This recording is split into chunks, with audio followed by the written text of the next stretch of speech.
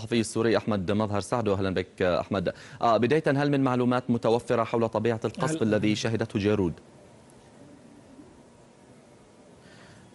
نعم، هناك قصف وعدوان على جيرود وحول جيرود وأيضا على دوما منذ الصباح الباكر. هناك عمليات انتقام حقيقية، وقد عود النظام الشعب السوري على أنه يرد انتقاما لما جرى خلال الفترة المنصرمة من سقوط 3 طائرات في ريف دمشق. النظام يحاول أن ينتقم من الناس، والحقيقة أن ما جرى هو عدوان على المدنيين وليس على أماكن تواجد المسلحين. ليس هناك خسائر حقيقية في صفوف الفصائل المتواجدة في تلك المنطقة. كل الخسائر هي في صفوف المدنيين من أطفال ونساء، وجميع أنواع المدنيين هم الذين يخسرون ما يجري في جيرود وغير جيرود.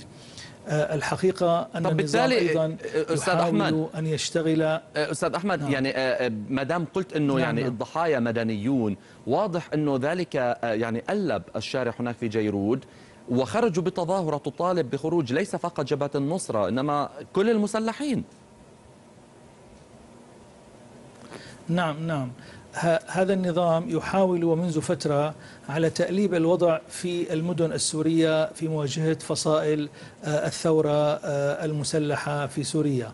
هو يعمل جاهدا، وخاصة وأنه ينظر بشكل قريب إلى ما سيسفر عنه الاجتماعات القادمة التي يبدو أنها باتت قريبة فيما يتعلق في البدء بالمفاوضات حول مرحلة انتقالية.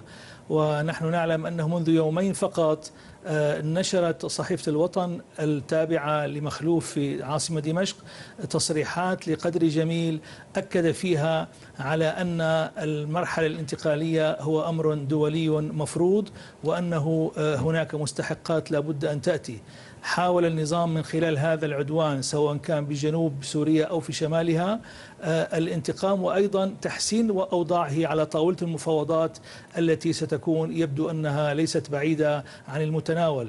وهو عودنا دائما على أنه يحاول تحسين أوضاعه على طاولة المفاوضات من خلال توسعات وعدوانات على الأرض. الناس في جيرود أو غير جيرود غير قابلين بالتأكيد في تواجد الفصائل التي يتحجج النظام بوجودها حتى يضرب، وحقيقة هو يضرب، وليست هذه المشكلة في ذهنه، وإنما المشكلة الأساس هي تأليب الناس ضد طيب كيف لما يصبح المواطن السوري أنه طبعا لا أعمم أنه ما بين أنه بات يرفض وجود هذه الجماعات المسلحة وبنفس الوقت ربما يرفض النظام؟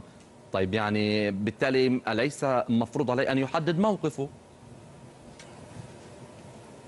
لا، بالتأكيد لا يرفض الجماعات المسلحة بقدر ما أنه يدفع باتجاه الخروج من المدن.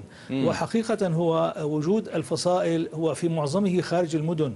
يتحجج النظام بوجودها ويضرب في كل الأماكن، ونحن نعرف كل الضحايا التي حصلت في إدلب مؤخرا كانت من المدن والمدنيين وليست من الفصائل. الفصائل في معظمها تتواجد على أطراف المدن وليست داخل البلدات أو المدن. وهو يحاول جاهدا هذا النظام أن يقول للغرب والشرق أنه يضرب الإرهابيين، وهذا ليس طيب صحيحا. بس ما هو أستاذ أحمد، ما هي طلعت تظاهرات، يعني خليني أفهم الصورة، ما هي طلعت تظاهرات تطالب بخروج المسلحين من الداخل، وأنت تقول أنه مش موجودين في الداخل إنما على الأطراف. إذن علامة هذه التظاهرات. نعم. في الواقع يجب أن ننظر إلى المسألة من منظر آخر. أنه هناك خلافات لا شك داخل فصائل المسلحة في كل المحافظات السورية.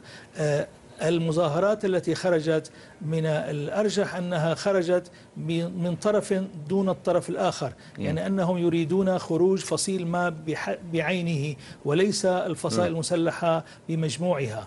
هم يريدون الاشتغال على مبدأ أنه ينحازون إلى طرف دون الطرف الآخر. هم يعرفون، الشعب السوري سواء كان في الشمال أو الجنوب يعرف تماما أن هذه الفصائل تقاتل بالنيابة عنه، وهي تقاتل في مواجهة هذا النظام، ولكن لا يمكن إلا أن نأخذ المسألة على خلافات فصائلية جرت مؤخرا. أنت تعرف أنه ما حصل في ريف دمشق في الغوطة الشرقية مؤخرا من خلافات عديدة أدت إلى استشهاد ما لا يقل عن 1000 شخص بين الفصائل في خلافات هي بين النصرة والفيلق من جهة وجيش الإسلام وما شابه ذلك. إذا هذا الموضوع يمكن أن ينتقل إلى جيرود. شكرا. جيرود أيضا ليست بعيدة عن هذه الخلافات، وهذا حقيقة أمر واقع ونعرفه جميعا. لك من غازي عنتاب الكاتب الصحفي السوري أحمد مظهر سعد، وشكرا لك. شكرا. أعلن الرئيس